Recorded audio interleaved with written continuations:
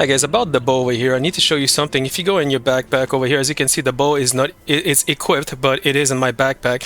What it means that when I press Q, I can use my bow, but if I release Q, I can actually use any other weapon or utility tools, as you can see, right?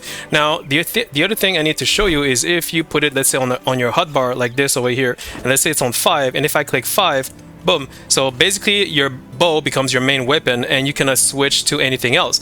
So basically you can right click and you're gonna have an aim right now, right? So it's easy to walk and it's easy to, you know, to play with your bow technically and hunt with your bow, only your bow. You're gonna say, is that useful? It depends on you.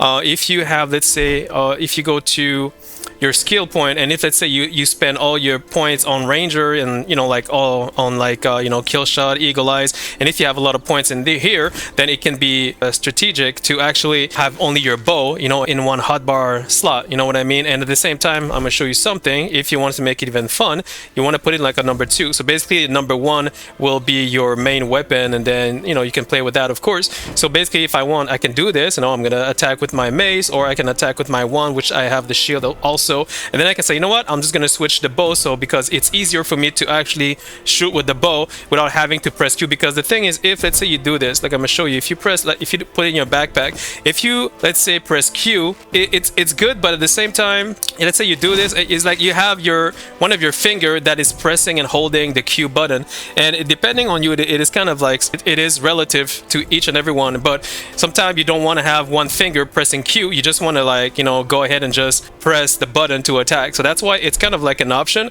But I just want to show you this because sometimes, you know, like I just want my finger to press W and then right click to hunt and to attack, instead of like pressing Q and then going forward and, you know, attacking and hunt, you know what I mean? So it's just a little difference. So this was just a little tip, you know, to inform you about this. I hope that this helped. Cheers.